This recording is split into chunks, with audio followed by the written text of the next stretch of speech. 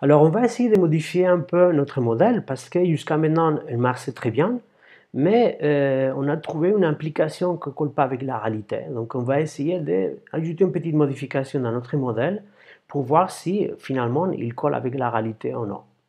Donc, pour faire cela, on va se focaliser sur la fonction de consommation. Donc, rappelez-vous, la fonction de consommation, c'était une fonction du revenu disponible. Donc, l'idée, c'était très simple.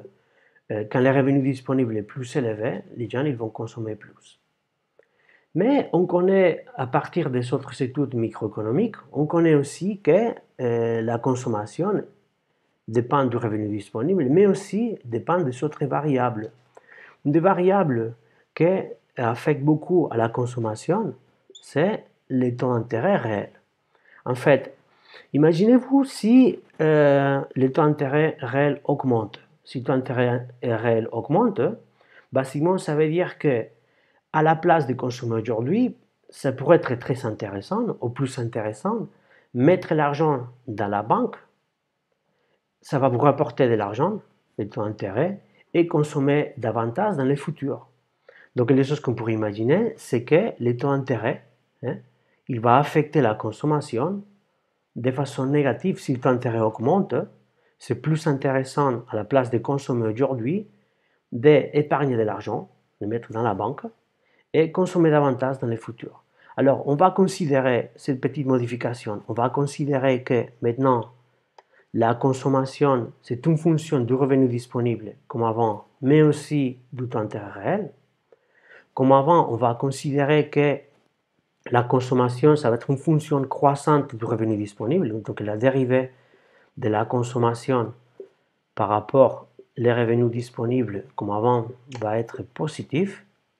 Le plus on a de revenus disponibles, le plus on consomme. Mais maintenant, la nouveauté qu'on va considérer, c'est que la consommation par rapport au taux d'intérêt va être négatif. Donc, quand j'augmente le taux d'intérêt, c'est toujours plus intéressant mettre de l'argent dans la banque, donc alors consommer moins aujourd'hui, et consommer plus, consommer davantage dans le futur. Donc, on va faire cette petite modification. On va ajouter ça et on va ajouter ça. Donc, on met ça et on met ça. Ça, c'est les nouveautés. Vous allez voir que quand on fait cette petite modification, qu'elle est basée sur des études microéconomiques, vous connaissez déjà la logique un peu, mais vous allez voir en microéconomie exactement pourquoi on a ça. Avec ces petites modifications, vous allez voir que notre modèle, il va coller finalement avec la réalité. On va corriger ces petits problèmes qu'on a identifiés. Alors maintenant, on va ajouter cette modification-là qu'on a fait de la consommation pour réécrire la nouvelle fonction d'offre de fonds prêtables. Donc, c'était quoi l'offre de fonds prêtables? Si vous vous rappelez, l'offre de fonds prêtables, c'était l'épargne nationale. L'épargne nationale, comme toujours, c'est égal à l'épargne privée plus l'épargne publique. C'est quoi l'épargne privée? Comme d'habitude, c'est les revenus disponibles, voilà, moins la consommation. Mais maintenant, la différence, c'est que la consommation dépend du revenu disponible, comme toujours, mais elle dépend aussi du taux d'intérêt réel. Et maintenant, on ajoute l'épargne publique. L'épargne publique, c'est les impôts, moins la dépense publique. Voilà. Donc, on peut éliminer, comme on a fait avant, les impôts, la variable fiscalité, et on a Y, moins la consommation, qui dépend du revenu disponible, mais aussi du taux d'intérêt réel. Rappelez-vous, il ne faut pas oublier ça, moins G bar. Donc là, qu'est-ce qu'il nous dit? Là, on voit déjà une première différence par rapport aux cas précédents. Là, maintenant, les choses qu'on sait que l'épargne nationale, il est plus une constante. Vous voyez que je ne mets pas la petite barre. Pourquoi elle est plus constante? Parce que ça dépend du taux d'intérêt réel. Donc, je vois déjà que l'épargne nationale fonctionne du taux d'intérêt réel. Donc là, les choses que j'ai, avec cette petite modification-là, je vois déjà que l'offre des fonds prêtables, ça dépend du taux d'intérêt réel. Ce n'est pas une constante, ce n'est pas vertical. Ça va être égal à l'épargne nationale qui dépend du taux d'intérêt. Et l'épargne nationale qui dépend du taux d'intérêt, c'est égal à cette expression-là.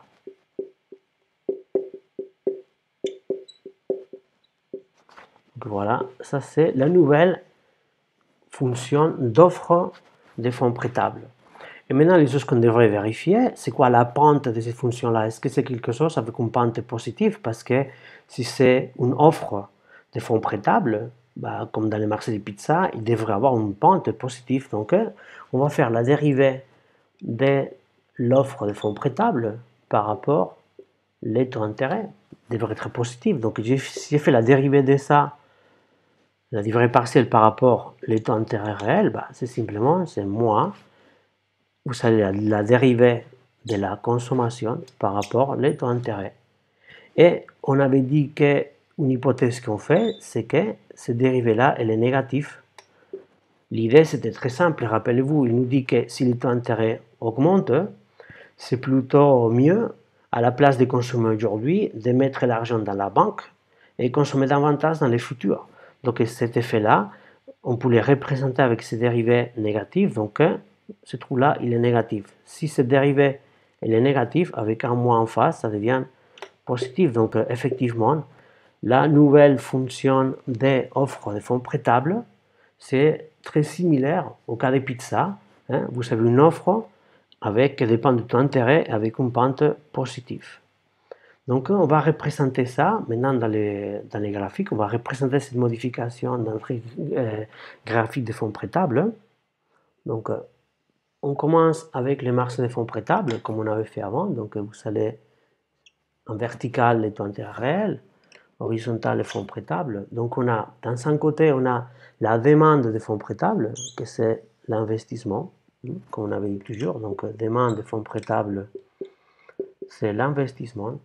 Et maintenant, on a la grosse nouveauté. La grosse nouveauté, c'est que comme on a considéré que la consommation, c'est une fonction croissante, pardon, décroissante par rapport au taux d'intérêt réel, ce qu'on a vu il y a quelques minutes, c'est que la fonction d'offre des fonds prêtables, c'est une fonction croissante maintenant du taux d'intérêt.